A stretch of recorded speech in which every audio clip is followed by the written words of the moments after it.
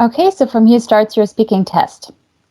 This is the speaking mock test of the International English Language Testing System taking place in Ross IELTS Academy. The candidate is Paris. The candidate number is 01613273. The examiner is Luise Meinusch, examiner number 443577. Good morning, my name is Luise. Would you please tell me your full name? Hi, my full name is Nguyễn Thu Ngân, but you can call me Paris. And can I see your identification, please? Okay, thank you so much. Then let's get started with part 1. So in the first part of the exam, I will ask you some personal questions. First, I'd like to ask about your home. Where is your home? My home is in Vietnam, but I have been in Canada for 3 years, so I could say that my home now is in Vancouver, Canada. What changes would you like to bring in it? Actually, around my home now, there's nothing much to change, but there's one problem with the road near my house, so I really want the government to make a change with it. Do you plan to live in the same house in the future? Yes, of course. My house now is my boyfriend's house, but we're gonna have a longer relationship. So I plan to stay here longer. Now let's move on to talk about street markets and shops. Are street markets commonly seen around in your country? I believe in Canada there are a lot of street markets, but I feel like nowadays, especially after COVID-19, people tend to shop online. Do people in your country freely go to open-air markets? As far as I know, yes, especially on the weekend, because the weather is very good. So a lot of people went outside to enjoy the weather, and there's a lot of street markets that open to support local businesses. What benefits do street markets have over single retail shops? In my opinion, street markets um, is more like open market, so people can connect the community within them, and also it's not indoor, so people also can enjoy the outside weather. Now let's move on to talk about voices. Can you recognize the voice of people you know over phone calls? Let me think. Actually, it's hard for me because my ear is not that good. So sometimes I cannot recognize the voices of the people that I know. But outside, I definitely can. Do scary voices in movies make you fearful? Yes, I guess. For example, when I watch the cartoon movies and listen to the voice of the characters in the movies, I feel joyful and have a lot of fun. Okay, thank you so much. That's it for part 1. So now moving on to part 2. So in part 2, I'm going to give you a card with a topic, and I'd like you to talk about that for 2 minutes.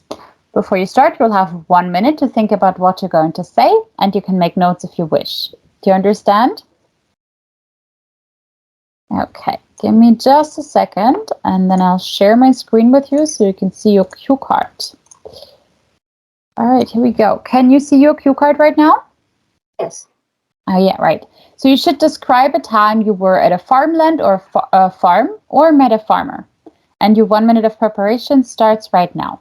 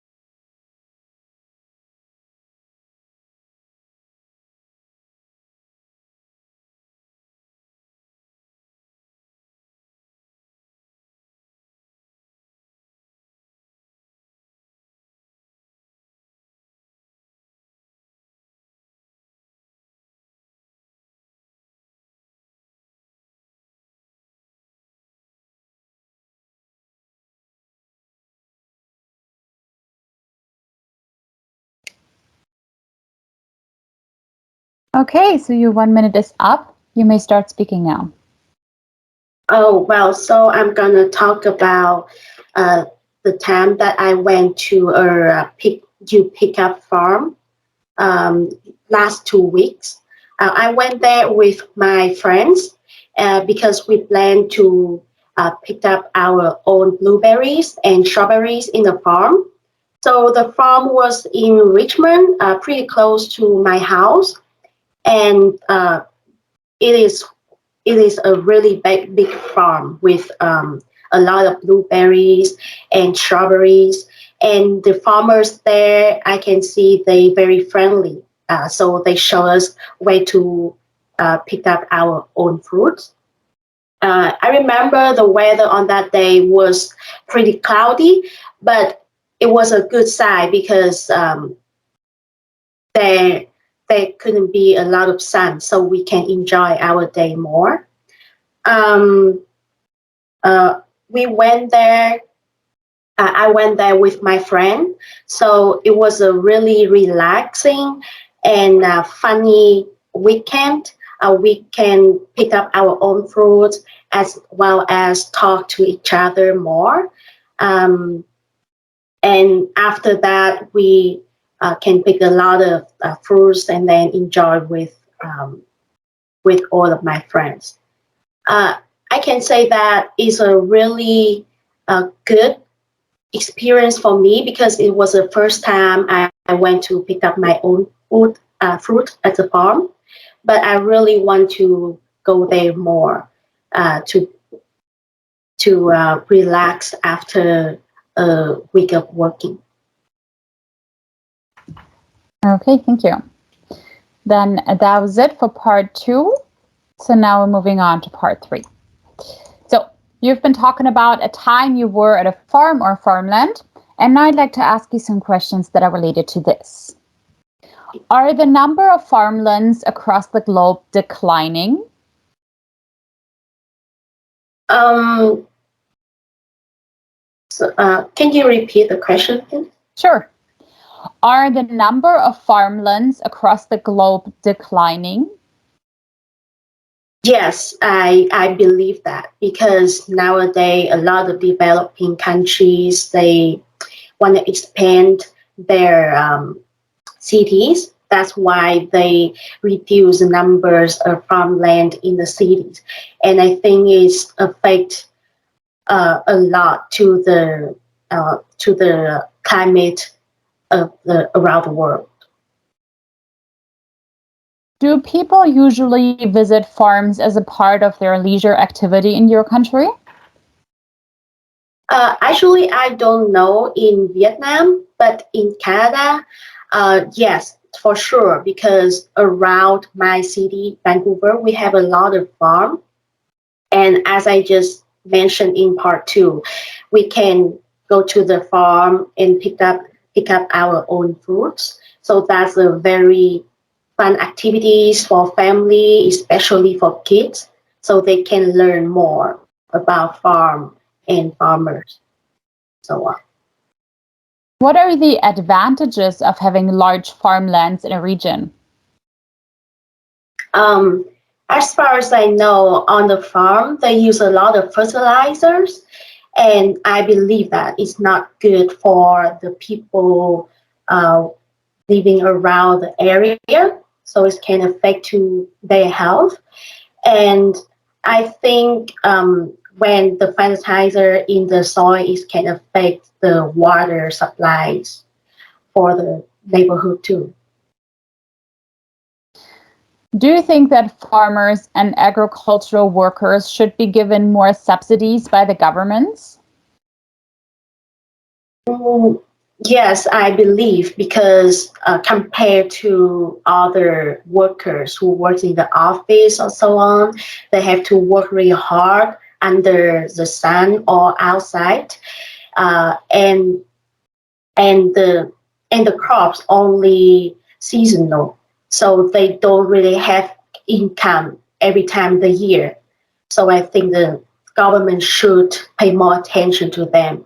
And I can give you one example that the thing the government did is that they reduce the tax. for the farmers. How can we help improve the skill of farmers in a region? Sorry, you mean the skills of the farmer? The skills of the farmer. Yes. I think the government can open vocational classes for people who want to be farmers in the future and teach them how to do the farm. And let me think, that's a hard question. And also we can teach our kids at home how to do the garden since they were small. So if in case in the future they want to be farmers, they will have a bit of knowledge. Do you think having large farmlands is good for the environment? As I just say, is have two aspects to the environment. It might have fertilizer, so it's not really good for the environment. But the other hand, it will make the the air around the area so fresh, and the sorry. Okay. Yeah. Okay. Sorry. Are you still thinking, or do you want to stop the answer there? I think I want to stop the answer. Okay, that's fine. No problem at all. All right. So actually, this is the end of your speaking test now. So your work is done. You can relax now, lean back. That's all good. I'll now take a minute or two to add up your overall score. I will mute myself for that, but I'll be right back with you so we can talk about your feedback and see how you did today. All right? Good.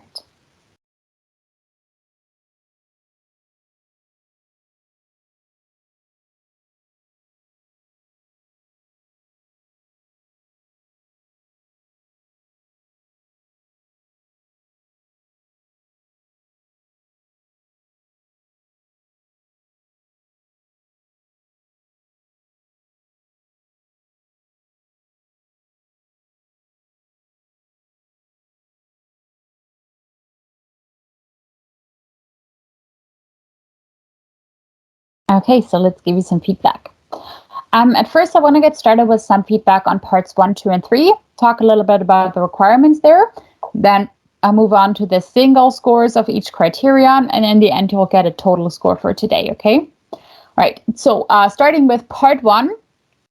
Part 1 is about short questions, short answers. About 3 sentences is totally enough here. I'd say the length of your answers was fine. Don't make it too long, but not more than just 1 sentence, right? So about 3 is just fine.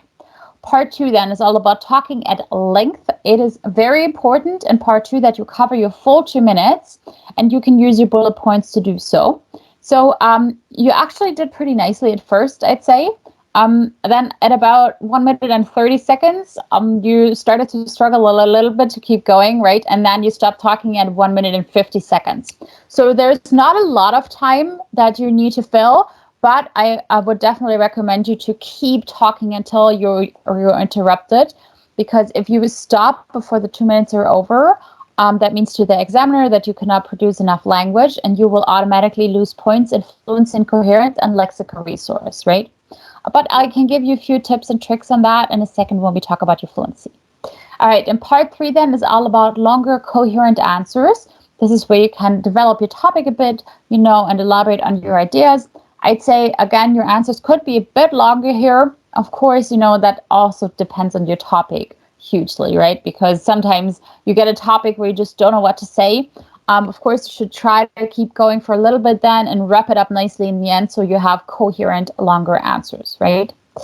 Okay, that was it very quickly for your 3 parts. Now we're moving on to your 4 IELTS criteria. They are fluency and coherence, lexical resource, grammatical range and accuracy, and the last one, your pronunciation. And I want to get started with your fluency and coherence, actually. So I do think that you had some very nice answers and that you actually have a very good command of English. I just felt like the further we got into the test, the more nervous you got and the more you got into your own head, right? And started stumbling over your own thoughts a little bit. But that's totally fine. That's very normal because this is your first time taking the test, right? And this is why I always say it's a very good idea to take these mock tests because you're preparing for the situation as well. Of course, you can prepare a lot of topics and all your skills and stuff, but being in the situation is sometimes totally different than practicing it at home, right? So definitely a good idea to take this mock test. So as I said, part 2 and 3 should be a bit longer. So of course, sometimes you'll get a topic that you're not familiar with, that you don't know what to talk about, and you have no idea what to say, right? So here are a few things that you can do. For example, what you actually did in part 3 in one answer is giving examples, right? Because talking about something in detail and giving an example, or I don't know, it can be an example from your personal life, from a movie, from a book, whatever you can think of, because it's always easier to talk about something in detail than giving a general answer, right? Especially in part 3, you'll get a lot of answers with what is this and that like in your country? And of course, you have a million ways to go with that, right? But I would always recommend you to go for something specific, and that's always easier to talk about. And then one other thing I would recommend you to try out is going off topic, right? So that means that you basically find a topic that is somehow related and that you can go off to talk about. For example, what would be kind of an obvious choice when it comes to farming? You talk about food instead, right? So you talk about, you go to a farm and you harvest some whatever you have there, berries, some other crops, whatever. And you say, and then we went home and we actually made a cake with that. It was very delicious. We had all the fruits in there. And then you keep talking about the cake or pie or whatever and talk about what a nice time you had with your friends, right? And just like that, you end up talking about something different, but it made sense how you got there, right? So that's definitely something that you might want to try out because that makes it easier to keep going overall. And then one other thing you could try, there are some videos online for that. Maybe they will help you using some boosters and fillers to get your answer started, right? Things like, I think you actually brought it in one answer, that's a difficult question, that's a tough question, or things like that, right? Or you can start off with something that really buys you a few seconds saying, that is very interesting that you're asking me that. I've never thought about that, but now that you're saying it, I would have to say that. And just like that, you bought yourself a few seconds, and it was not just silence where you were thinking, right? So maybe you can watch some videos about that. Maybe there's something that helps you to really get your answer started when you're unsure about the topic, right? Okay. So overall, what you did nicely in your fluency and coherence is you always kept up the flow somehow. That was really good. You had a few hesitations and they got a little more in the end, but nothing that majorly interrupted your flow of speech. So overall, it was still like a good, flow, and you had some very nice answers in there. And what you also did very nicely is you had a range of connectives that you used. That was good. Things like, of course, I believe, as far as I know, I guess, for example, and so on. Definitely keep that up. You should have a range of discourse markers and connectives as you did today. That's always nice to keep up your fluency and flow of speech and coherence as well. So well done there. Overall, for your fluency and coherence, I gave you a 6 today. However, I do think that was also mainly due to the topic. Right, because you didn't seem to be too comfortable with that. But I do think that if you got another topic, you might even be able to get a higher score here. Okay, now onto your lexical resource. I actually do think you had a very nice, natural and comfortable use of your vocabulary. And that's great, right? Because you were not forcing any sayings, any like collocations or idioms in there. Because sometimes people try to bring in as many of these as they can, but they end up using it in the wrong sense, right? So you definitely had a natural use. That was great. You also had some very nice topic-related vocabulary that you used. For example, things like crops, fertilizers, and so on. So that was very nicely done. That's always a good way to show some awareness of style, right? And other than that, I think you had some nice collocations in there, right, as for your farmland things or things like support local businesses and so on. Overall, I would say you could maybe try to bring in some more collocations and idioms. I'm pretty sure that you know a lot of these. It's just maybe about reminding yourself to actually use them actively in your answers, right?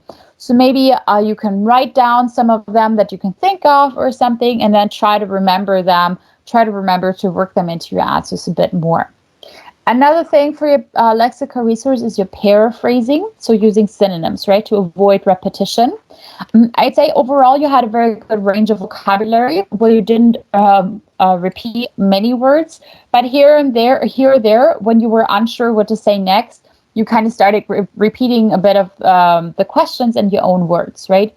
So you should try to just rephrase as much as you can. For today, I also gave you a 6 here, but again, I think you could be able to get a higher score once you look into these things that I just mentioned. Okay, now onto your grammar and accuracy. I actually would say you have very good grammar, right? You had a nice overall sentence structure was good. You had a nice range of different complex structures that you used. You used them comfortably again. That was great. Things like conditional clauses, relative clauses, and also a range of tenses. That was very nicely done. Here and there, once or twice, you mixed up a bit your present and past tense. For example, you said, as I just said, right? Because it was in the past just now. Some minor things, but I also think they were related to you getting nervous because of the content, right? So they're always related, these criteria, of course. And I know that can be frustrating. I know, but you're still on a very good level, right? So keep going there. And then I just have one thing that I want to mention. Sometimes you forgot about your plural s, right? For example, you said we have a lot of farm, a lot of, more than one, so farms, right, with an s. Overall, I always recommend to people to keep an eye on prepositions, plural s, as I mentioned, a third person s, and your articles, your determinants, right? So these are very typical things that I hear. So I always just mention them for people to always keep an eye on these little things where people sometimes slip in their grammar, right? Other than that, I would say maybe you can bring in even more of your complex structures, right, to really show off what you know, because I do believe that you have a great knowledge here, right? So just show it a little bit more. Maybe that can help you a bit. I gave you a 7 for your grammar and accuracy. And now moving on to the last one, your pronunciation.